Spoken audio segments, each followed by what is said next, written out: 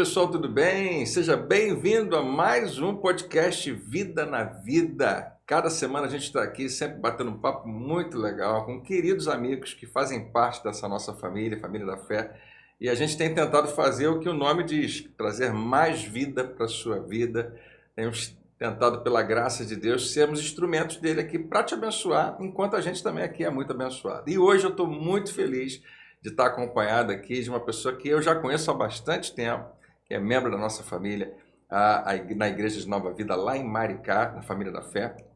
E é a Cíntia Meirelles, está aqui com a gente hoje. Que honra, que prazer ter você Oi, com a gente. prazer meu, muito obrigada pelo convite, estou muito feliz de fazer parte disso e peço que seja um momento de ajudar a entender um pouquinho mais sobre o tema importante que a gente vai conversar aqui. Verdade, já já você vai saber o nosso assunto, por que a gente quer falar isso para você e como isso pode ser enriquecedor na sua vida. A Cíntia, eu falei sobre o nome dela, né? Cíntia Meirelles, não sei se você conhece o Meirelles, marido dela, ele já está há bastante tempo com a gente também, tem 2 filhos, tem neto, a família está crescendo, né? E é uma alegria, esse casal, essa família tem sido uma bênção na Nova Vida, a partir de Maricá, mas também para todas as nossas igrejas que compõem essa família tão especial. Hoje a Cíntia toma conta, nos ajuda servindo a nossa central de intercessão. A turma, todas as nossas igrejas que tratam da questão de oração e tem sido uma influência na igreja para que toda a nossa igreja entenda o poder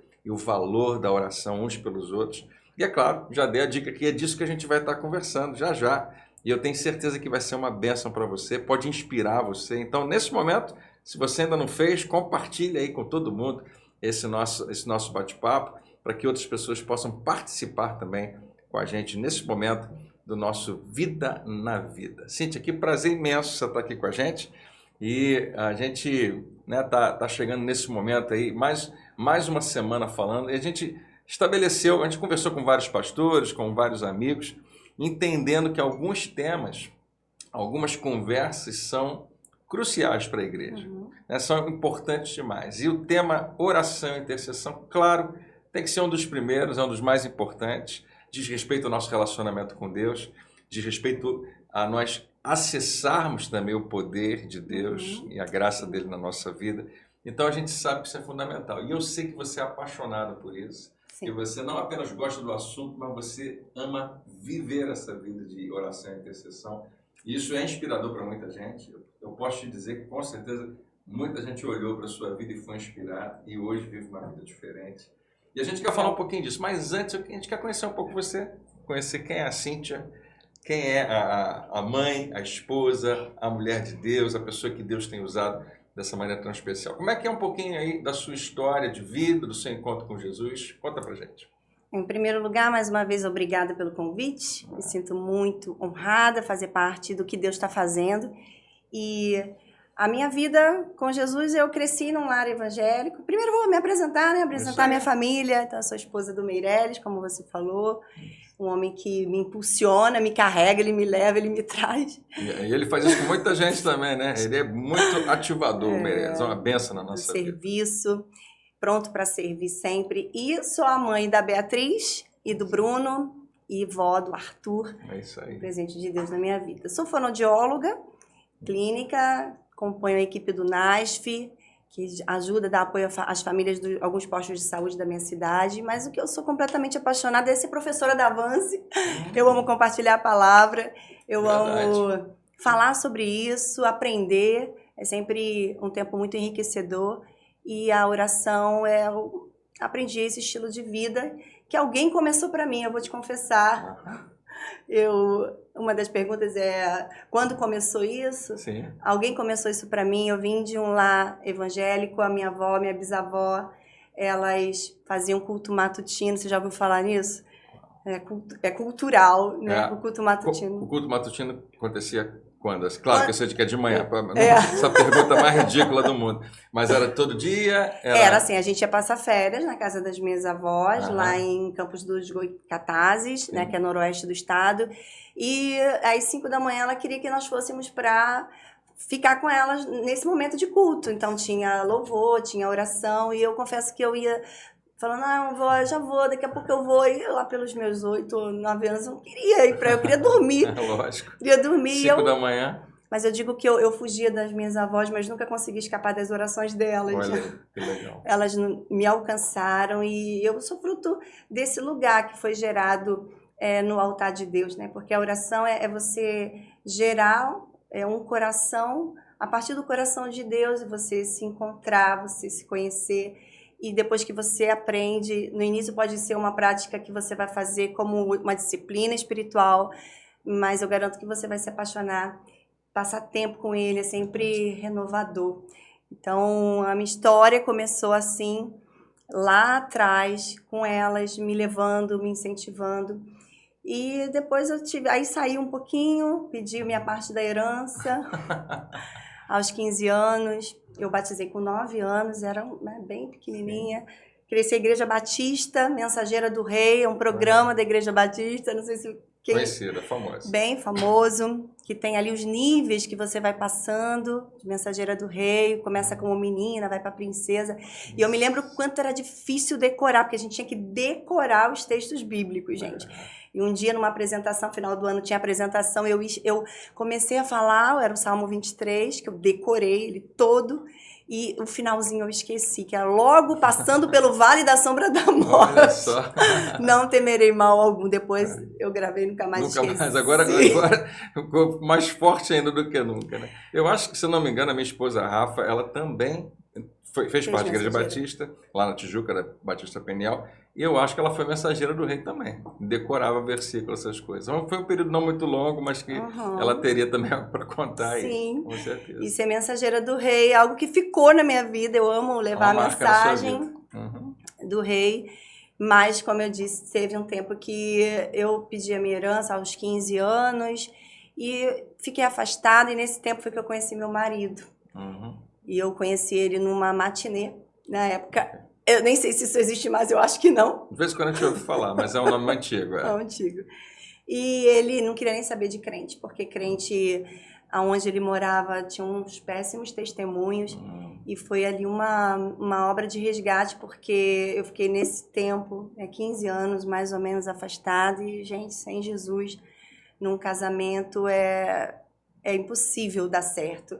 E a gente estava realmente num tempo, né, do casamento bem difícil, quando uma pessoa, nós morávamos em Rio Bonito, e eu tive a Beatriz e o Bruno, eu tive um filho antes também, que faleceu, com horas de nascido, o nosso primogênito, de que eu gerei ele para o Senhor, o Leonardo, e depois veio a Beatriz e o Bruno. E a gente mudou para Maricá, quando a gente foi visitar uma família lá em Maricá. E como nós morávamos numa fazenda em Rio Bonito, nossos filhos pareciam uns bichinhos do mato, assim, quando viram crianças, ficaram loucos. E eu falei assim, meu Deus, a gente precisa mudar para cá, esse condomínio. E nós mudamos para lá, ficava mais perto do Rio, a gente trabalhava no Rio, nós dois, juntos. E ali, nesse condomínio, eu ainda afastada, tentando voltar, gente, porque é difícil, viu? Se você é alguém que está afastado, eu quero te incentivar, sabe? Procurar um lugar e voltar rápido, voltar logo, porque é uma batalha que a gente enfrenta.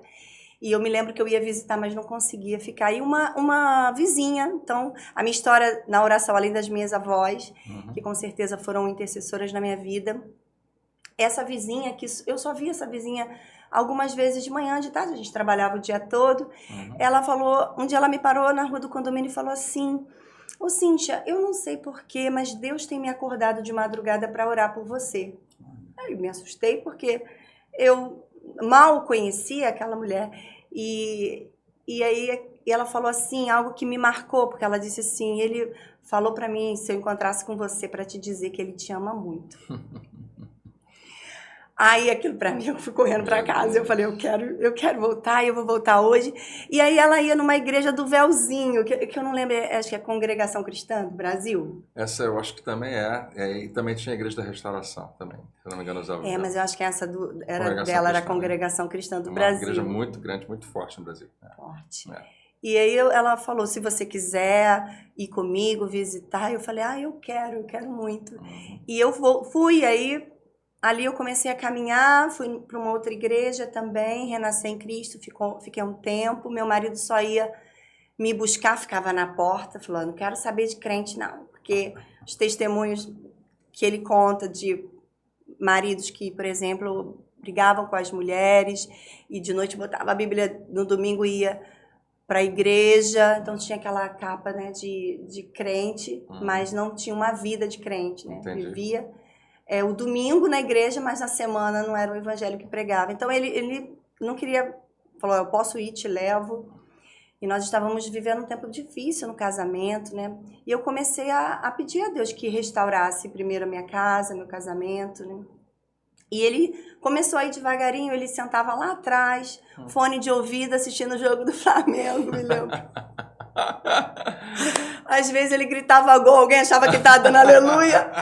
Aí eu sabia, assim, ele está dando gol que o Flamengo fez. E assim ele foi, aos pouquinhos, o Senhor foi atraindo ele.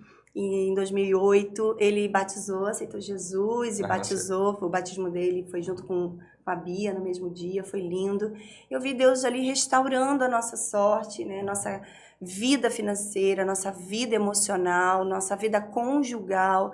Deus mudou completamente a nossa história. E depois a gente foi visitar a igreja, que aí a Renascer saiu de Maricá, e eu fui a convite de uma amiga visitar a Nova Vida. E aí os meninos amaram o Zoe, e eu falei, meu Deus, não sei bem se é esse lugar, fiquei meio assim, ficava assim meio que resistente, porque igreja pequena, às vezes você fica ali, acostuma, né, o pessoal tudo já se conhece, a Nova Vida já tinha mais pessoas, mas ali Deus foi confirmando no meu coração. Um dia eu tive um sonho, lembrei, eu tive um sonho que o pastor Silvio, que é o meu pastor, né, ele chegava junto com a família dele numa doblô. Eu estava com a minha família num terreno. E eu acho, agora, depois de todos esses anos, 15 anos, que era o terreno da igreja. Eu acho, assim, não lembro bem. Mas nós estávamos como se nós estivéssemos ali meio perdidos. E ele descia da doblô e ele botava como se fosse uma capa na gente, cobrindo a gente, e levava a gente para a doblô, a gente entrava no carro com ele. E ali eu vi, então, que era a confirmação de Deus para que a gente seguisse junto ali, e Deus falou, levanta para fazer aquilo que você acha que está faltando, para você se posicionar. E ali a gente caminhou e a gente está lá até hoje, é uma bênção. Que tremendo. Deixa eu pensar então contigo nessa sua linha do tempo. Você ficou na casa da sua família e, de certa maneira, influenciada pela sua avó e bisavó aí, até os 15 anos, aí você falou que você fez igual o filho pródigo, né? Pediu a sua parte da herança.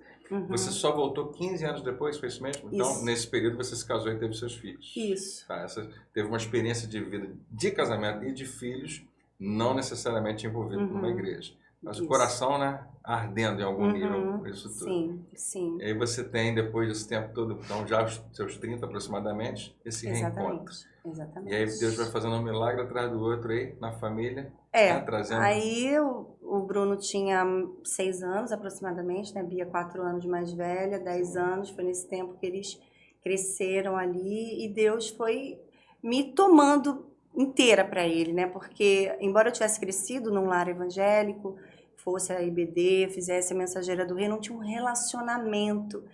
O que eu vejo acontecer, graças a Deus, hoje, eu vejo os nossos adolescentes, as nossas crianças, né, sendo conduzidas a um relacionamento com o Espírito Santo.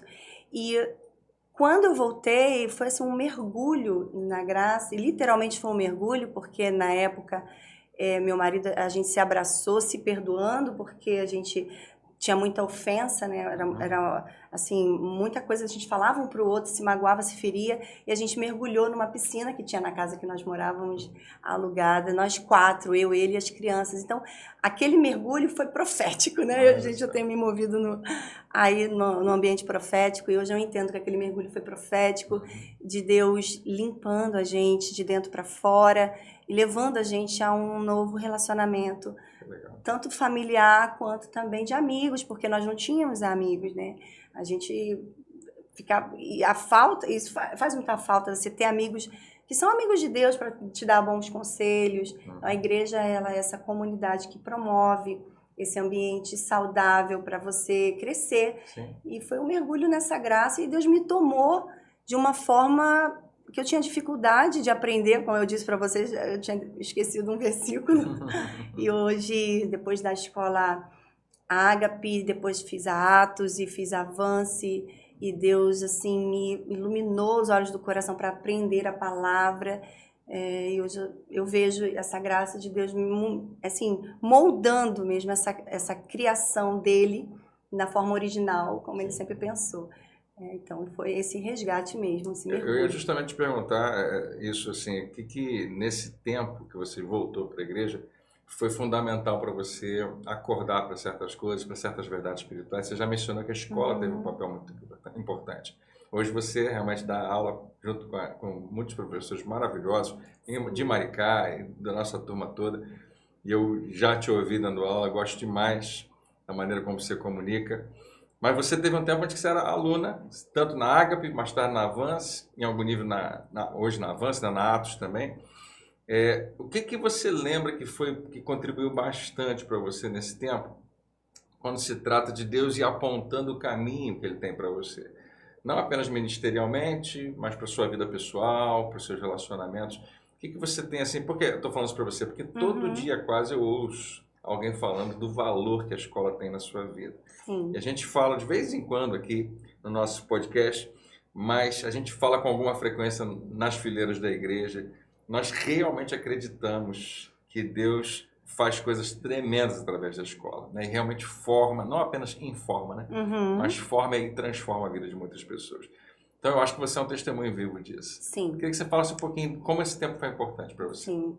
Olha, bispo, foi um divisor de águas conhecer a verdade que me libertou, né? Porque a gente só consegue ser livre verdadeiramente quando a gente tem um encontro com a palavra, né? O verbo, ele se fez carne e o verbo habita em nós, mas eu preciso treinar o meu espírito para ouvir o verbo. E quando eu fui para a escola, foi assim, um descortinar, vamos dizer assim, do que era o verdadeiro evangelho. Porque eu, sinceramente, eu cresci num lado pode e não pode, sobre o que veste, sobre, sabe, como muito ligado ao que é externo, quando o que é interno é o que, de fato, o que Deus quer, né? A gente é o coração rendido, né? É o coração que realmente se entrega. Então, a escola, ela trouxe luz, né? Ela trouxe clareza para quem eu era. Então, eu pude descobrir a minha verdadeira identidade, que eu tinha recebido uma mente de Cristo, e o contexto que a escola passa sobre temas bem específicos, como, por exemplo, a igreja local, como a realidade da nova criação, como a autoridade do crente. Vários temas, isso foi formando em mim uma nova mentalidade, né? Eu acho que é isso. Tudo começa nisso, inclusive para o nosso tema também, é a transformação da mente. E eu pude, inclusive, como eu casei muito cedo, eu casei aos 20 anos, minha mãe teve que assinar, porque na época, em 95, a maioridade era com 21. E eu não estudei, eu terminei o ensino médio e fui dar conta de criar os meus filhos. Eu acho que eu fiz um bom trabalho, eu olho para eles, eu fico feliz. Nós fizemos, né, e meu marido. Mas eu tinha esse desejo de estudar. Era como se eu tivesse assim, um senso de propósito que eu ainda não tinha fechado, né? Eu já em Maricá, meu marido corretor de seguros, eu sócia dele. Deus abençoou muito nossas empresas de Maricá, as maiores empresas, a gente tem como cliente. Estava tudo bem, mas eu resolvi voltar para a faculdade depois da escola. Eu vi que eu podia estudar, eu vi que eu podia ser útil também na comunicação. Interessante, porque fonoaudiologia é a ciência da comunicação, e oração e oratória tem a ver. Eu amo também poder ajudar as pessoas nesse lugar, reabilitando a comunicação humana, essa habilidade que Deus deu só para nós. E eu fui estudar depois, gente. Fui estudar aí com 40 anos. Meu marido falou, você é doida, larga isso. Pelo contrário, valeu, né? Valeu muito. É uma muito. realização, com certeza, muito grande. Valeu muito. E é útil, né? Extremamente útil. Você ajuda muita gente por causa disso. Eu acho sensacional. Eu amo essa ciência da comunicação realmente. E como todo mundo precisa disso, como a vida fica diferente, né? Quando você se desembaraça de algumas coisas na sua comunicação. Eu acho maravilhoso, tremendo. Poder se ouvir também, né? Porque na comunicação a gente se percebe na fala e vai despertando em nós convicções sobre o que a gente está falando. A fé vem pelo ouvir, então você precisa se ouvir. É verdade. Ouvir aquilo. E acreditar no que você está falando. É o que traz firmeza, né? Muito legal. Alguns minutos atrás você fez uma declaração que eu achei muito interessante, que é uma espécie de uma definição que você trouxe para a oração. E tem a ver com o coração do homem e o coração de Deus. Você pode abrir um pouquinho mais isso para a gente? Como é que você enxerga isso? Como é que você colocou? A oração era essa questão de você explorar, se render. Coloca porque você vai lembrar melhor do que eu. Assim, eu penso que a oração é o lugar do cuidado do sacerdócio. Né? O ministério é para as pessoas, o sacerdócio é para Deus. O ministério precisa da tua oração. Estou falando aqui, né, líderes, a gente às vezes se dedica à oração coletiva e Deus está nisso, há ativações que acontecem, a gente percebe direções de Deus, mas o sacerdócio é o que é eterno, é o que vai te manter vivo no ministério, vai te manter vivo para a sua família, vai te manter vivo para os seus negócios, seja o que for. Então, o que é... Dá longevidade no ministério, né? Longevidade. Porque com o coração eu creio para a justiça, mas é a boca que confessa. Então, na oração, eu estou declarando fé. Eu estou declarando aquilo que eu acredito. E quando você faz isso com a palavra como centro, aí você se torna alguém inabalável. O apóstolo Paulo vai dizer isso, né? Tomai, pois, toda a armadura de Deus, para que podeis permanecer firme, após ter vencido tudo, você permanecer firme, inabalável. E ele dá os elementos ali, da armadura, mas ele fecha... Efésios 6,18. Ele fecha dizendo, fazei tudo isso orando a Deus, pedindo ajuda a Deus. E ele fala, orem também por mim. Então, o apóstolo Paulo, é claro que a gente tem muitos exemplos de oração. Jesus para mim, é o modelo principal. Mas o apóstolo Paulo, ele era um intercessor, passou de perseguidor da igreja para um intercessor da igreja. Então, esse lugar do cuidado do coração é uma responsabilidade individual, é uma responsabilidade que nós devemos. E a gente, quando busca, encontra, né? Jesus, essa é a nossa parte. Muito legal. De buscar, de bater, de pedir. Tiago vai dizer que vocês não pedem, vocês não têm porque não pedem. E quando pedem, pedem mal, pedem para os seus próprios Muito interessante, né? Ele chama a nossa atenção nesse aspecto. Como quem diz assim, está tudo na mão de vocês. Vocês poderiam ter. Não tem por quê? Porque não pedem. A primeira coisa que vem na nossa cabeça é, será mesmo que a gente não está pedindo? E é verdade. Quantas pessoas que a gente conhece que tem uma vida que você vai olhar e vai falar, bem, alguém que frequenta a igreja, que aparentemente está envolvido, mas ignora completamente que a oração é tão importante, tão fundamental. Há pouco tempo eu estava falando como se eu tivesse descoberto a pólvora, é a coisa mais simples do mundo, mas eu estava falando para um grupo de pastores. Falei, gente, não teve nenhuma oração que nós fizemos na igreja voltadas para necessidades ministeriais. Ao Senhor, nós precisamos de ajuda nesse ministério, nós precisamos que o Senhor mande uma pessoa para isso. Não teve nenhuma que ele não respondeu. Nós vimos isso acontecer sempre. Eu estava contando para pastores justamente para ajudá-los a entender que eles têm nas mãos esse poder. Sim. Que Tiago coloca muito bem, vocês só não têm porque não pedem. E se alguém levantar e disser, não, eu estou pedindo, ele vai dizer, não, você está pedindo errado. Você está pedindo com um propósito, uma disposição, uma motivação distorcida. Sim. Que também é muito comum, né? Sim. Mas quanto mais você vai andando com Deus, quanto mais você vai aprofundando a sua intimidade com Ele, aprofundando o seu relacionamento, né? Indo para esse lugar onde você vai compreendendo quem Ele é e quem você é, dificilmente você vai pedir errado, né? Porque você já entendeu para onde Ele está te levando, né? Quais são as motivações distorcidas, tortas que você tem que deixar para trás. Então isso é maravilhoso, porque está na nossa disposição. É tão tremendo imaginar que o poder de Deus, com tudo que ele significa, porque a gente está falando do Criador do Universo, né? Com todo o seu amor e bondade junto, com o cuidado que Ele já tem por nós e com realmente a capacidade de fazer qualquer coisa na nossa vida. Está à nossa disposição se nós apenas nos rendermos, se nós, né, apontarmos para Ele, enxergarmos cada vez melhor quem Ele é. Por que não aproveitar o que Ele nos dá, né? Como um Pai maravilhoso. E o próprio Jesus, ele é interessante porque se a gente olhar para as Escrituras, Jesus ele se separava para fazer isso. E em certo momento da mulher samaritana, que os discípulos disseram: o senhor não vai comer? Nós fomos lá, compramos comidas. Ele, a minha vontade, minha comida é fazer a vontade do meu Pai. E para conhecer a vontade do Pai, ele passava tempo com o Pai. Então, eu não acredito que tinham orações do tipo: Senhor, eu preciso de comida, eu preciso de beber, eu preciso de roupa, eu preciso dessas coisas. Ele cuida, mas eu preciso guardar o meu coração de tudo que se deve guardar. E esse lugar do autoconhecimento, eu acredito que o tempo com o Espírito Santo te ajudando nessa intercessão, Romanos 8 fala isso, né? Romanos 8, 26, que o Espírito que sonda o nosso coração e conhece a mente, a nossa mente, para alinhar o nosso coração ao coração de Deus. E aí a gente vai saber aonde colocar, de fato, nosso foco, nosso afeto.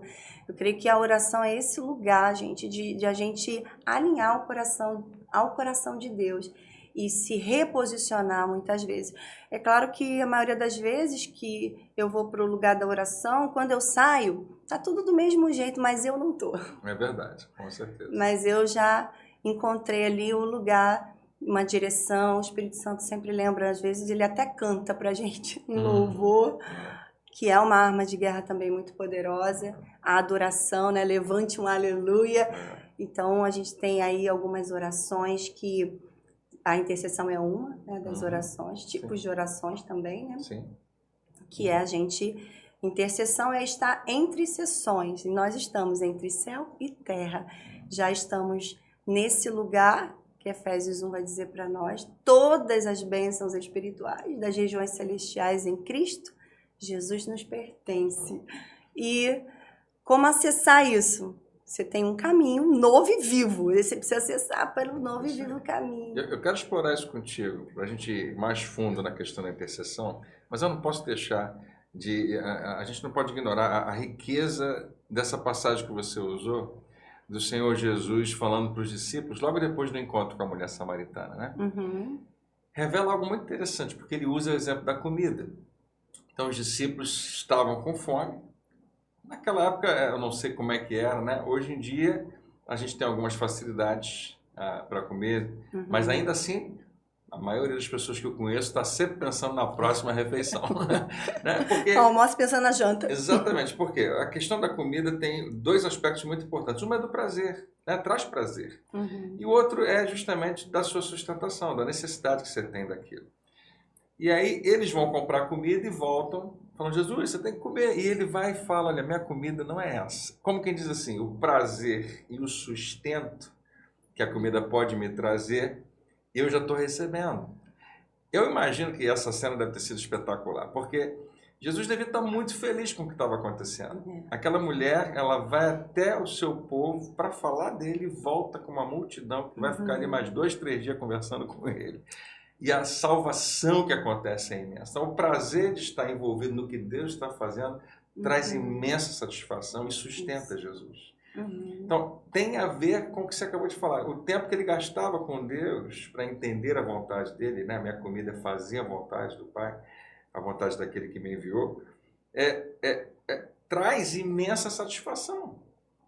Você já pensou se todo mundo que está ouvindo a gente acordasse realmente para isso, né? Que Deus não está falando para você viver uma vida de oração apenas por disciplina, apenas porque todo crente tem que orar, né? E é algo que é obrigatório para a gente. Ele está te convidando para uma vida de satisfação, de prazer, onde você encontra propósito, fica feliz.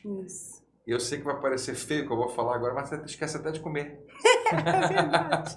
Porque se torna secundário, não é a coisa mais importante. Então é muito legal a gente entender que os tipos de oração que a gente pode explorar, um deles é a intercessão, precisam nascer desse, né? De uma vida. Sim. E eu falo isso sim. Quem está me ouvindo deve falar, o André deve ser um cara de oração o tempo todo. Não, eu sei como é que isso é desafiador para qualquer pessoa, Sim. em todos os níveis. Se relacionar com uma pessoa invisível, né? E realmente viver ali mergulhado na presença. Mas eu sou uma testemunha de que realmente é maravilhoso, vale a pena, traz muita resposta. E eu fico super feliz em a gente estar conversando sobre isso, porque eu acho que pode inspirar muita gente a voltar à oração, a voltar ao lugar da oração, ou quem sabe, começar uma prática, né, de um hábito novo na sua vida, Sim. onde Deus tem primazia, antes de qualquer outra coisa no seu dia. Isso. É vital para a vida do cristão saber o que o Pai pensa. E embora Deus tenha várias formas de comunicar com a gente, nós temos essa forma de comunicar com Ele, através da oração. E quando a gente vai para esse lugar do secreto, e às vezes você vai assim mesmo, não, eu vou desenvolver, acordar mais cedo, você vai precisar priorizar. E a gente encontra tempo para tudo que a gente prioriza. Cada vez mais a gente vê uma aceleração e a gente vai precisar priorizar. Mas o que vai começar como um hábito, eu te garanto, vai ser desenvolvido como um prazer. Se torna uma paixão. Uma paixão. Porque esse lugar é o lugar onde você tem realmente a sua identidade confirmada e a sua paternidade ativada. Porque coisa boa é a gente ter um pai dando direção. E é muito bom ter pastores, líderes, mentores, é muito bom ter amigos, ter marido, ter filhos, é maravilhoso. Mas quando você encontra um pai que nunca está com pressa de te ouvir, já viu? Porque às vezes você vai falar com o marido ou com o pastor, a verdade é que são muitas demandas, né? Então, o seu pai nunca está com pressa, é impressionante, ele está sempre bem calmo para te ouvir e ama quando a gente faz isso, assim. Eu acho que a gente tem prazer, ele tem um prazer dobrado de quando a gente vai, a gente encontra com ele, e é lindo saber que o encontro com ele vai arrancar coisas de nós. Eu acho que talvez seja o que mais eu amo, porque na maioria das vezes a gente pode até ir por necessidades, mas quando a gente sai de lá, a gente sai mais vazio. Eu acho que foi isso quando Jesus, Mateus 11, 28, até eu gosto do 27, que esses dias, dando a aula da cultura do sobrenatural para o 3º ano, o Espírito Santo me despertou para o verso 27 de Mateus 11, que Jesus diz assim, ninguém conhece o Pai, a não ser o Filho. Ninguém conhece o Filho, a não ser o Pai, e a quem o Filho quiser revelar. E no 28 ele diz, venham a mim. Então ele quer revelar. Exatamente. Ele quer revelar quem é o Pai, ele quer revelar quem ele é, ele quer revelar quem nós somos. Mas precisa ir, venham a mim. Vocês que estão cansados, sobrecarregados, eu tenho alívio, mas não para no alívio. Tem muitas pessoas que vêm para a igreja e é uma bênção, o culto é maravilhoso, a gente sai aliviado, mas ele tem descanso para as pessoas que estudam, porque no verso 29 ele diz, aprendam de mim. E eu acho que talvez esse seja o maior segredo que o lugar da oração nos promove, nos proporciona, é encontrar descanso. Aprendam de mim, que sou manso e humilde de coração, então vocês vão encontrar descanso para a vossa alma, porque o meu fardo é leve e o meu jugo é suave. E esse lugar, só ele pode promover, mais ninguém. E talvez isso frustre muitas pessoas por colocar na vida de um líder, na vida de pessoas, aquilo que só o Senhor pode proporcionar para a gente, né? Só Ele que nos fez, conhece as necessidades e como nos reposicionar de novo. Agora, você vai precisar priorizar para poder encontrar esse lugar. Né? Cíntia, eu fico tão mexido quando você fala, porque essa expressão, né, conversar com um pai que não está com pressa, eu acho que isso atinge certas pessoas num lugar muito interior no coração, que tem a ver com aceitação no relacionamento, né? E esse entendimento realmente de paternidade, de quem Deus é, de como nós não estamos sozinhos, como nós não somos órfãos, o acordar para isso é tão maravilhoso. Pode ser que revolucione a vida de oração de alguém, lembrar disso, né? eu vou sentar com Deus. Às vezes é a gente que está com pressa, né? A maioria não das está com vezes. pressa. Eu lembro de uma pastora falando, quando você combina com Deus lugar e horário, vai lá, ele já está te esperando lá, ansioso para você chegar. Ele tem prazer de estar com a gente. E a gente percebe isso desde o início. A busca de Deus o tempo todo é ter um lugar para estar com a gente, para estar com o homem, né? E você vai vendo tudo que vai acontecendo, como ele vai promovendo para que isso aconteça sem nenhum tipo de obstáculo. Muito maravilhoso. Isso aí está no cerne, está no coração do que a gente está querendo hoje conversar. Me fala um pouquinho sobre o que aconteceu com você no que diz respeito à intercessão. O que você descobriu, o que alguém falou, o que você viu, que fez com que você acordasse para algo tão maravilhoso. E conta pra gente como é que você enxerga a questão da intercessão. Então, quando a gente chegou na Nova Vida, em 2010, o pastor Silvio Júnior, ele estava assumindo o Ministério de Adolescentes, o ZOI. E nem foi ele que convidou a gente, foi um outro líder que acabou saindo. Nós fomos, ele saiu, e nós caminhamos com o pastor Silvio Júnior no ZOI. E foi ali que o Ministério de Intercessão nasceu. Na verdade, ali Deus me ensinou o que era intercessão. Achei que não tinha... Falei assim, acho que eu estou no lugar errado, não tem nada a ver, o que eu estou fazendo aqui, meu pai? Mas eu vi que Deus estava me gerando num lugar secreto. Porque eu usei... Agora até é muito frequentado, os pais vão lá, mas na época os pais não iam, o ministério estava passando realmente por um momento difícil, precisando ser reestruturado. E ali eu fui conhecer esse lugar da intercessão, eu juntava os adolescentes antes do culto para orar, e ali e Deus começou a colocar fogo no meu coração por esse lugar da intercessão, com estratégias para os acampamentos de oração, convocando a igreja. Então foi ali que o ministério nasceu. A gente não tinha ministério de intercessão, inclusive a gente tem poucas igrejas que existe esse ministério mesmo, intercessão, porque a gente entende que oração é para todos, e intercessão também, porque a intercessão é você ser ministro da reconciliação. Intercessão é você conhecer o que o Espírito Santo está fazendo para trazer a existência no mundo físico que está no mundo espiritual sendo liberado.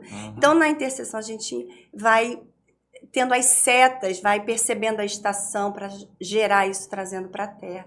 E foi ali que nasceu o ministério. Só era dos adolescentes, aí veio a pandemia, e aí com a pandemia a gente começou a fazer encontros pelo Zoom, que nasceu também nessa época, que eu nunca tinha ouvido nem falar disso, nem Meet, mas nós começamos a reunir os jovens para orar pelo Zoom, pela intercessão, fazendo intercessão, e aí o pastor Júnior, aí a Carol chegou antes da pandemia, a Carol, o Vinícius assumiram, usou, e ele falou, quero vocês comigo na igreja, e o Ministério de Intercessão então começou a ser estruturadinho, hoje uma bênção.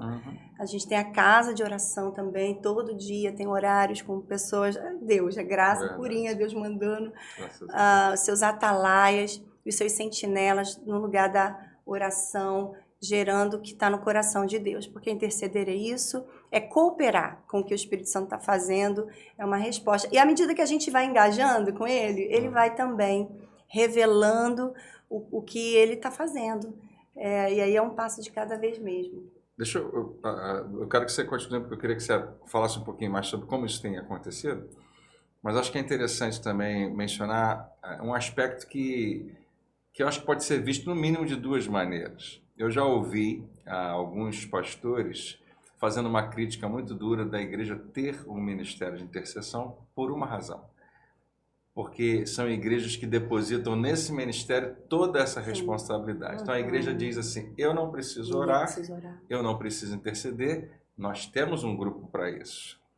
E eu entendo que é uma crítica importante. Né? Mas dependendo de como a gente leva isso, pode ser que esse ministério que justamente que vai começar a faísca que vai transformar aquela igreja numa igreja intercessora. Então eu não acho que a gente deveria criticar, a não ser realmente que vá nessa direção que acaba se tornando absoluta ali, onde só eles fazem isso, não é esse o propósito. De jeito nenhum. Né? Assim como qualquer pastor na igreja pode formar outros pastores com o mesmo coração que ele, qualquer apóstolo, qualquer profeta, né, evangelista, mestre, quando se trata do ofício da oração intercessória, pode ser, né, um contágio muito poderoso. Sim. Não apenas dentro das quatro paredes daquele ministério, mas expandindo dia a dia para a igreja. Então, existe uma perspectiva correta em ter o ministério, uma visão muito boa em que esse ministério possa chefiar uma revolução de oração na igreja. Então, eu acho que é para lá que a gente está apontando. Né? É isso que a gente deseja que aconteça. A gente não vai separar um grupo só para isso, mas nós vamos ter um grupo de pessoas que vai ser um instrumento de Deus para que outros A gente ora para que toda a igreja se posicione em intercessão, que é esse engajamento com o Espírito Santo, uma intercessão profética, então, que é trazer o que está no céu, trazer o que a Bíblia diz. Então, uma nova mentalidade vai gerar realmente um lugar de oração saudável. Eu acredito que esse lugar precisa ser ensinado. Infelizmente, eu até entendo o cuidado de alguns líderes em não ter um ministério, porque por muitas vezes, em muitos lugares ainda é assim, existe fofocas, porque compartilha pedido de oração e às vezes a pessoa vai comentar. E, infelizmente, existe esse desafio de treinar um grupo onde realmente aquele lugar é um lugar seguro para as pessoas depositarem os seus pedidos e confiarem que eles serão entregues a quem de direito, que é o Pai. Levar para o coração do Pai, né? O pedido de oração, ele tem um lugar, lá a gente tem esse cuidado, né? Que isso não... Porque, infelizmente, o abuso dos dons, o mau uso dos dons, deixaram que, muitas vezes, esse lugar dos dons não sejam multiplicados. E a igreja, ela funciona pela multiforme sabedoria de Deus. Então, é no lugar da oração. Apocalipse fala isso, né? Olha... Os anjos vêm com a taça, com o incensário, cheia das orações dos santos, não é? E põem no altar e o fogo desce. Então, assim, o fogo desce a partir do lugar do incensário da oração. Tem um lugar, tem um depósito, a nossa oração não fica... Olha, mas para toda a igreja. Mas eu acredito que ter um grupo que possa ser essa brasa viva que vai... Eu acredito nisso, eu acredito nesse contágio, para que toda a igreja se torne uma igreja intercessora e que ame a oração. Legal.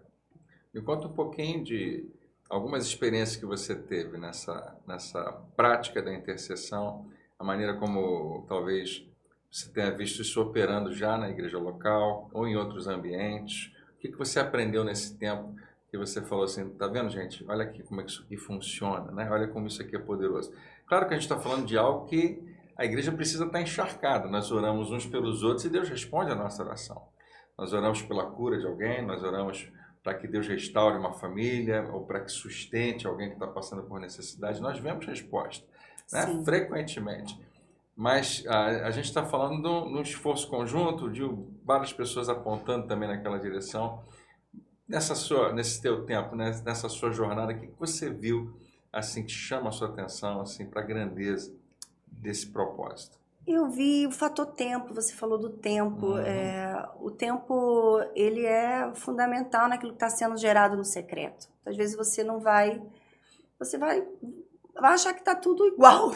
E alguém vai olhar anos depois e vai dizer, pô, de repente essa igreja mal. Não, de repente não, alguém já estava no secreto, orando, gerando, criando, promovendo esse ambiente de fé, esse ambiente onde laços são estreitos. Isso é muito importante de dizer, né? A gente estreita laços pela oração. O ministério que ora junto, a gente tem aí o coração. Por isso que é muito importante, não só vai lá e faz, o líder orar junto, orar, conhecer o coração um do outro. Então, eu vi isso acontecendo.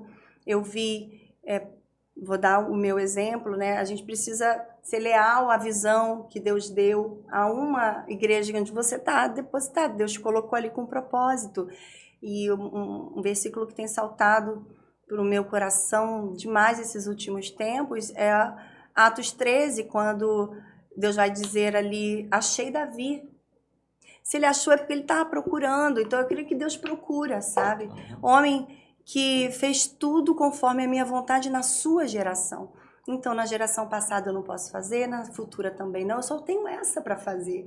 E se é o que queima no seu coração, seja leal àquilo que Deus tem confiado. Eu vi isso, eu vi que firmar alianças, porque o fator tempo, sem dúvida nenhuma, é o que vai fazer com que o fruto venha na sua estação apropriada, né? Mas precisa ser um terreno que é uma terra boa, que é uma terra fértil, que é uma terra onde tem lealdade, fidelidade, cumplicidade, e defender, né? Eu acredito que o intercessor ele tem esse papel, né, de ataque, quando ora pela palavra, né? A palavra, a gente tem a espada do Espírito para atacar, mas a gente também tem a defesa, o escudo da fé. Então, a fé naquilo que Deus depositou para a tua liderança, né? Eu sempre bato muito nessa tecla, porque é muito bom, a gente tem muitas igrejas e é maravilhosas as igrejas e tudo que elas receberam, mas nós recebemos algo que é nosso, que Deus tem confiado a nós de uma maneira, e eu amo, porque tem a palavra como um alicerce, e isso faz a gente crescer com uma comunidade profética saudável, tendo a palavra como alicerce e tendo corações leais, a visão que Deus tem dado. Eu amo porque somos uma igreja local com visão global. Estamos nessa troca, podendo compartilhar aquilo que está acontecendo nas nossas igrejas. E a gente vê Deus alinhando tudo isso. Então, assim, é perseverar. João 15, gente. Jesus disse, se permanecerdes em mim e as minhas palavras permanecerdes em vocês, pedirão o que quiser. Será feito.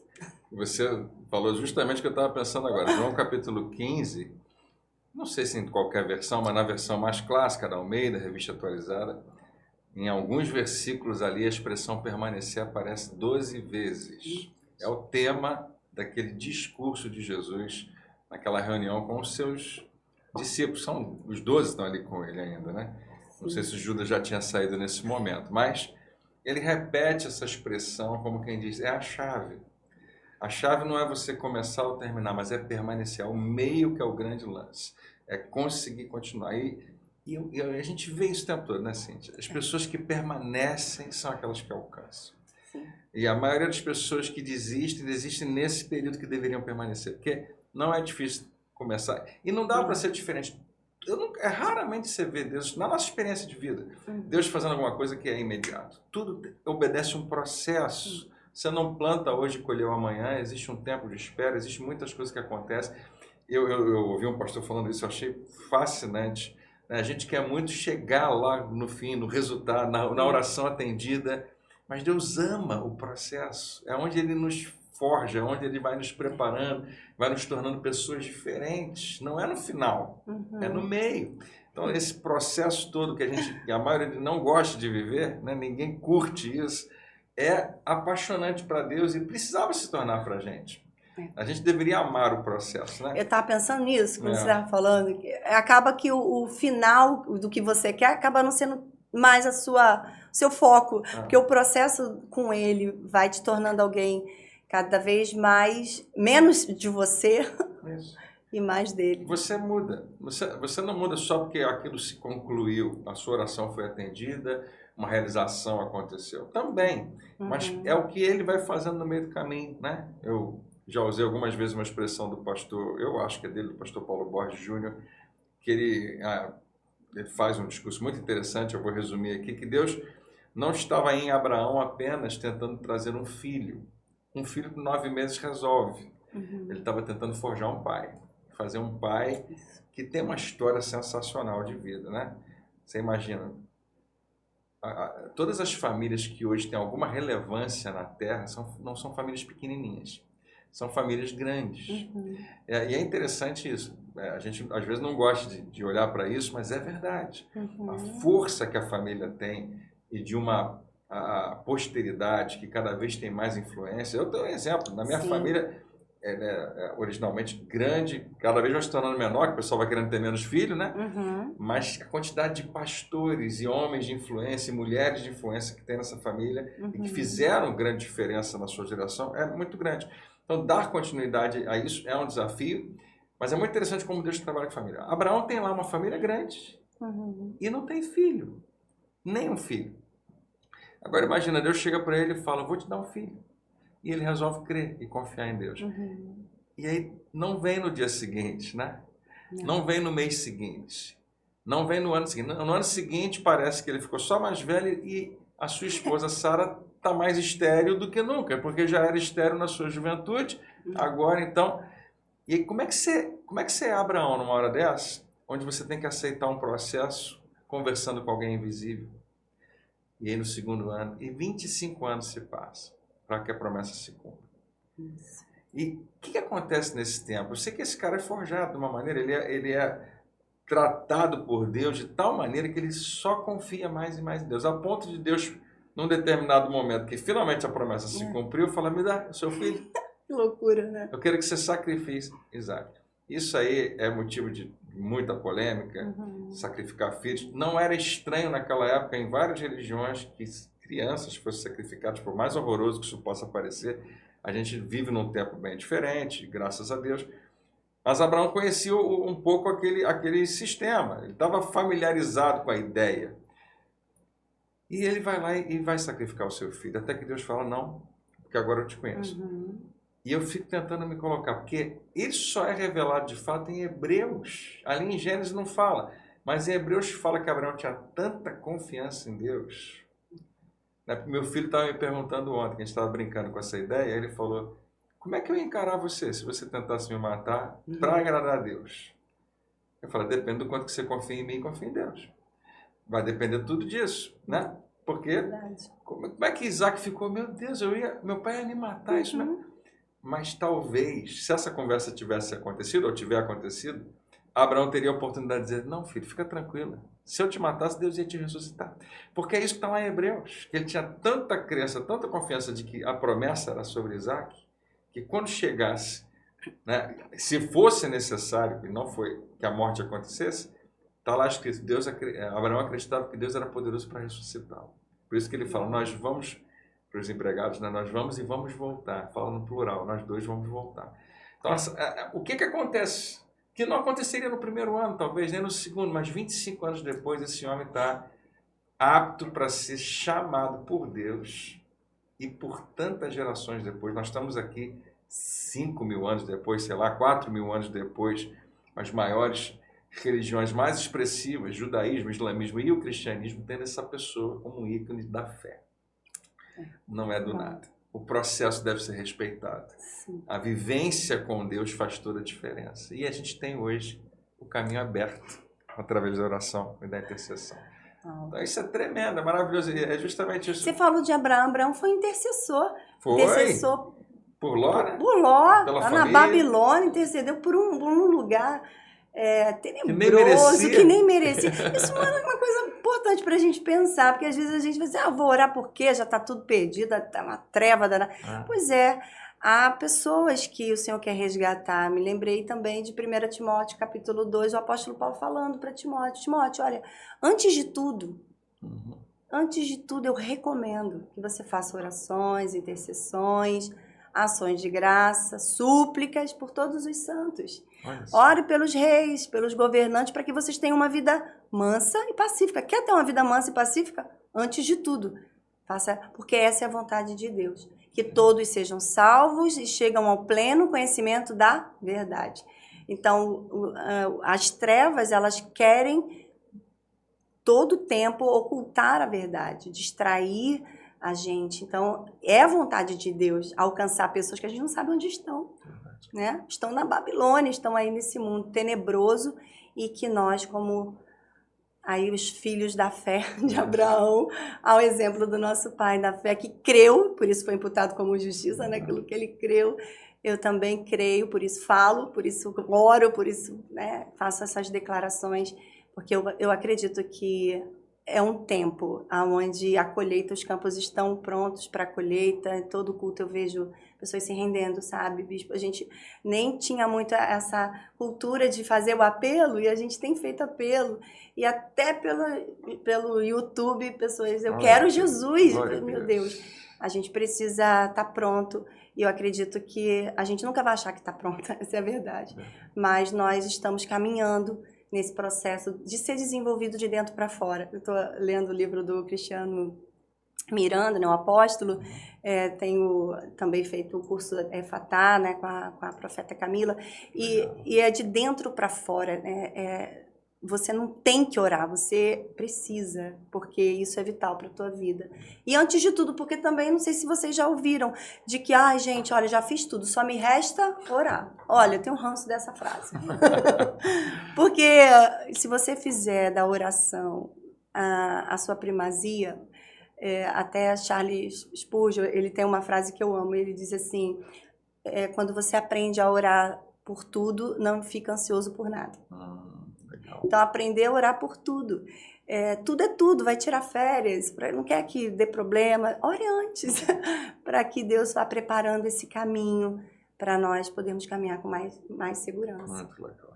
Mais uma vez, do seu discurso sempre chama alguma coisa assim a minha atenção, e eu vou aproveitar para fazer um desabafo, e você vai me ajudar nesse desabafo, porque eu quero falar com todo mundo que está ouvindo a gente. Quase toda semana, quase todo dia, eu fico muito frustrado, e não é com a situação, por exemplo, a violência no Rio de Janeiro. Então, nós vivemos esse tempo, mas não é isso que está me frustrando. O que está me frustrando é quantos crentes que eu conheço que esqueceram do que você acabou de falar. Se você quiser viver um tempo de paz, basta levar essas questões a Deus. Mas a gente está fazendo o contrário, está só reclamando do que está acontecendo, reclamando disso, daquilo que está difícil, está complicado, eu quero ir embora, não aguento mais, e tudo isso eu fico pensando, eu sempre tenho o mesmo sentimento. Eu sei que eu sou suspeito para falar porque eu não estou sofrendo às vezes o que as pessoas estão sofrendo. Eu não quero de maneira nenhuma minimizar a dor de alguém. Sim.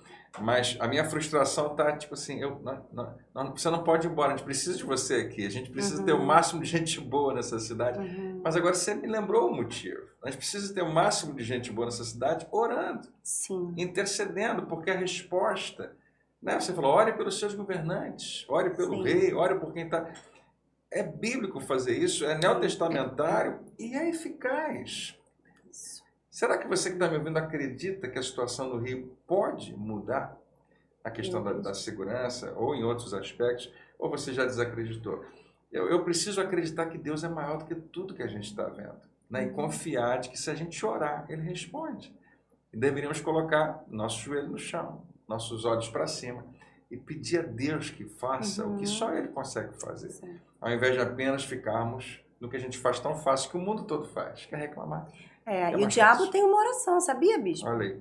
A murmuração. A murmuração é a oração do diabo. A gente murmura e quando a gente murmura, a gente não está trazendo solução. A gente está expondo uma situação que é notório. Por isso que eu digo, gente, Isaías 60 diz, levanta-te e resplandece. Porque já veio a sua luz e a glória do Senhor está sobre você, assim como as trevas encobrem a terra, mas sobre você está a brilhante estrela, né? A glória do Senhor. Cristo em nós é a esperança da glória de Deus, né, bispo? Então, é isso mesmo, é um posicionamento em fé que vai mudar os ambientes. Eu acredito que não é mais sobre uma plataforma, porque muitas vezes a gente acha que tem a ver com você estar num lugar de exposição, mas não é. É a mãe em casa orando pelo filho, ungindo ele. Muitas noites eu fiz isso. E sempre que eu tenho oportunidade eu faço, ensinei o meu netinho a orar. Agora ele fala, abençoa a vovó, ele bota a mão assim, vai abençoando. Aí eu aprendi isso agora então, de pequenininho, atraindo o coração deles para o lugar onde ele vai ser desenvolvido na sua forma original, como um filho amado de Deus, seguro por Deus, porque historicamente a gente vê a Bíblia se cumprindo e os dias são maus, mas o Senhor continua sendo bom. Isso mesmo. E, o salmista diz que Deus habita no meio dos louvores do seu povo. O que a gente está declarando como louvor se torna um lugar para ser habitado. Isso. Eu fico me perguntando, se o louvor é um lugar de habitação, será que a murmuração também? Quem está habitando ali? Né? Você acabou de falar e para mim foi perfeito. É uma oração que sem perceber a gente está fazendo para o diabo, né? Ou seja, está dando gasolina, está dando combustível, colocando a nossa crença no lugar errado. Quando a gente murmura, a gente está acreditando em alguma coisa. A gente está colocando uma certa fé contaminada no que não deveria. Isso. E se realmente o que a gente fala cria um lugar de habitação, quem você quer que habite naquilo que você está falando? Né? Então é tão poderoso, tão maravilhoso. Eu nem sabia que a gente ia nessa direção, mas nem eu. quem sabe, Deus sabe que isso é importante. O povo de Deus deveria ser aquele que constrói esse lugar de habitação para a presença de Deus e mais nenhuma outra. Bispo, eu posso desmistificar uma coisa que eu ouço muito por aí, quando eu vou falar de intercessão. Princípios de oração é uma disciplina que é do primeiro ano da Avance, sempre tem questões que levantam. Eu acho que é bem pertinente a gente falar sobre isso, porque existe um medo das pessoas servirem na oração por retaliações, medo de serem atacadas. Deixa eu te dizer uma coisa. Quando nós nascemos de novo, nós deixamos de ser servos do inferno para nos tornarmos alvo. Não é porque você serve na intercessão ou em qualquer outro ministério que você vai receber algum tipo de ataque. Nós não oramos para entrar em guerra, nós atacamos quando oramos, é diferente. E aí o inimigo se aproveitou disso, bispo, para tirar a igreja desse lugar aonde nós é que vamos contra a porta do inferno. Que a Bíblia diz, né? Contra a minha igreja, a porta do inferno não prevalecerá. Ou seja, ela está num lugar e a igreja está empurrando ela. E quando nós não oramos, nós não nos posicionamos em fé e combatendo o mal. Então, se posicione sim, se voluntarie sim para servir a igreja também com as suas orações, a sua intercessão. Por que você vai ter medo se maior é aquele que está em você? Não faz sentido. Aquele que te tirou do império das trevas e trouxe para o reino do Filho do seu amor vai permitir que algum mal te aconteça. Você saiu desse lugar, agora você está com ele no esconderijo do Altíssimo, abrigado nele, escondido nele, para assim poder levar para os ambientes que você está. Então, seja no seu trabalho, na escola, na faculdade, você é um representante do reino do céu. Quem tem que sair é o inferno. E quando a gente tem essa identidade firmada em Deus e posicionado com uma intenção, porque eu creio que também tem muito isso. Eu sou há muitos anos, cresci na igreja, tá, mas aquele jovem rico também sabia tudo, mas quando o coração dele foi colocado em prova, ele diz, isso aqui não dá para mim. Muitas vezes Deus vai permitir que a gente passe por algumas situações para provar também o nosso coração, Verdade. Para provar o nosso coração. Porque tem uma frase que o Espírito Santo me deu no finalzinho do ano passado, e eu anoto que eu estou escrevendo um devocional. Que legal, que beleza. Bispo. Agora fiquei curioso. Estou escrevendo 90 dias de devocional com orações.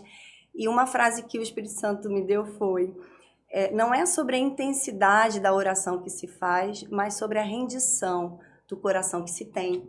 Então, quando a gente se rende a Ele, você acredita que o que Ele fez é perfeito, o sacrifício perfeito, né? Ele é o cordeiro, Ele é o leão, mas Ele é o cordeiro que lembra que, olha, você está sendo redimida, você pode vir, você tem acesso ao trono da graça, você pode... O inferno sempre vai tentar sutilmente dizer para você que você não tem condição, você não pode servir na intercessão, porque como que você vai servir com essa vida? E o Senhor está dizendo para você, não, vem, você tem condição, porque o meu filho abriu o novo e vivo caminho, você pode sim acessar o trono da graça. Eu amo pensar que as escrituras nos garantem que a gente tem um lugar seguro para andar, né? Que é junto com ele o jugo, né? O meu jugo é suave, meu fardo é leve, Que tremendo. Então o convite de hoje é vamos orar mais, voltar ao lugar da oração se você tinha escapado dele. Vamos interceder uns pelos outros, né? Não espere que apenas algumas pessoas façam isso ou façam por você. Peça a Deus para dirigir você nesse sentido. De vez em quando não vem alguém na sua mente, né? Você pensa, eu preciso orar por essa pessoa, não perca tempo, ore por ela, ou qualquer circunstância. Deus tem convidado você para vencer essa guerra, né? Para ser alguém que está batalhando junto com ele nesse aspecto. Isso. O Bispo, tem um livro que eu me lembrei dele aqui, que é da Benny Johnson, lá da família, esposa do Bill Johnson, que já faleceu. Ela escreveu o livro Intercessor Feliz. Por que eu estou falando isso? Porque quando ela recebeu de Deus a direção de que ela assumiria o ministério de intercessão da Bethel Church, ela falou, meu Deus, era o último ministério que eu queria na minha vida. Eu acho os intercessores tão, assim, eles são tristes e às vezes até um pouco oprimidos, eu não quero isso para mim. E o Espírito Santo falou para ela, eu quero que você seja uma intercessora feliz. E ela respondeu para ele, isso é possível? Olha só, que legal. Sabe, porque há muito misticismo e as pessoas elas põem a força toda nela, não, que eu tenho a força da oração, vai no grupo da oração. Gente, o poder é de Deus. É Ele que faz. Eu nem gosto de dizer que há poder na oração, eu gosto de dizer que tem força, porque o poder é de Deus, né? É como você tá doente, liga para o médico e o médico passa o remédio e você coloca o poder no telefone. Então, o poder é do médico que tem o conhecimento que te deu o remédio certo. Né? O Deus é que tem o remédio certo. Né? Nós somos só esse telefone que, ó, Senhor, socorre aqui, a gente precisa da tua intervenção. E temos garantia, porque ele disse, o meu povo, não é qualquer um, gente, é o meu povo que se chama pelo meu nome. Se esse povo se humilhar e orar e buscar a minha face, se arrepender dos seus maus caminhos, então eu ouvirei do céu. Perdoarei o seu pecado e sararei a sua terra. É uma promessa. E serve para nós, está lá em 2 Crônicas 7,14, até hoje. E ele continua esse texto dizendo, e vocês me acharão quando me buscardes de todo o coração. Eu vou ser achado por vocês. Então é um convite do Espírito Santo. Eu acho tremendo porque esse texto também não tinha reparado, que ele fala assim, buscar a minha face, se arrepender, buscar a minha face. Não, o se arrepender vem depois. Se o meu povo que se chama pelo meu nome se humilhar e orar e buscar a minha face, se arrepender dos seus maus caminhos. Tem um segredo aqui, porque quando a gente busca a face do Senhor, estamos face a face com Ele, é impossível a gente não encontrar algo em nós que tem que sair. Isso aí. Uma mudança de mente, uma mudança de direção. Isso. Muito legal. Esse livro, como é que chama ele? Que a gente vai colocar ele aqui Intercessor Feliz. Intercessor o Feliz, Intercessor da Feliz. Beni Johnson. Beni A Johnson. gente vai colocar aqui, porque eu sei que deve ter alguém vendo e falou, quero ler esse livro, porque você quer ser um intercessor feliz também. E a gente quer muito que isso aconteça, né, com todo mundo da nossa igreja. Cíntia, muito obrigado. Foi muito proveitoso tudo que a gente conversou, muito inspirador. E eu sei que tinha assunto para a gente falar muito mais, porque a gente está deixando o pessoal com um pouquinho de fome aí sobre isso aí, sobre a descobrir mais sobre o que significa ser um intercessor, como que isso funciona na prática, embora seja tão simples a gente entender, é um chamado que Deus tem para toda a igreja. E eu queria te agradecer. A gente vai colocar, né, eu sei que você é uma pessoa que se coloca à disposição, né, se você quiser saber mais, a Cíntia vai se colocar à disposição também para te ajudar a entender mais sobre isso, mas já tem aí uma dica de literatura e outras que a gente pode colocar aqui também na nossa descrição, mas eu queria te agradecer. E antes da gente ir embora, eu queria que você deixasse uma mensagem final para o pessoal que está assistindo a gente, ficou com a gente essa 1 horinha aqui, nessa segunda-feira. Muito obrigado por você participar com a gente. Muito obrigado a você. Eu que agradeço, foi muito bom falar sobre isso, gente, é a minha vida, eu amo, de tudo que eu faço, o que eu mais amo é falar e também fazer orações. E eu deixo um convite para você provar, você vai precisar provar para ver que Ele é bom. Davi descobriu esse lugar, ele disse, na tua presença, Senhor, a plenitude de alegria, a tua destra, há delícias que é perpetuamente, começa aqui. Você pode desfrutar dessa vida abundante, dessa vida que acontece no Espírito. A vida acontece no Espírito, a oração é espiritual. Não espere sentir vontade, né? Não espere. Tem uma decisão de passar tempo com Ele, deixa que Ele mesmo vai se apresentando, se revelando para você e troca o seu fardo com dele e você vai ter uma vida aqui atraente, relevante e ser alguém que vai fazer a diferença nessa geração, nessa terra. E deixa Ele te levando um passo de cada vez, um passo de porque cada é um vez. processo, a gente precisa aceitar. Deus faz as coisas no tempo dele, né? Perfeito. Cíntia, muito obrigado. Eu que agradeço. Deus abençoe Obrigada. você, sua casa, Amém. sua família, seu ministério, sua igreja maravilhosa. Amém. Obrigado por estar servindo a gente hoje. Deus abençoe Obrigada. você também, que ficou com a gente até agora. Muito obrigado pela sua companhia. Eu tenho certeza que você foi abençoado, foi inspirado hoje. E eu acho que a sua noite já vai ser diferente. Se encontra com Deus. Amanhã cedo também, você vai ver que é o chamado dele para qualquer um de nós. É o mínimo que a gente deveria fazer, né? Ter uma comunhão viva, cada vez mais profunda, de intimidade com o nosso Deus. Mas hoje você foi inspirado mais uma vez para olhar para isso e apontar nessa direção. Muito obrigado. A gente se encontra semana que vem em mais um podcast Vida na Vida. Te espero lá. Deus abençoe. Beijo. Tchau, tchau.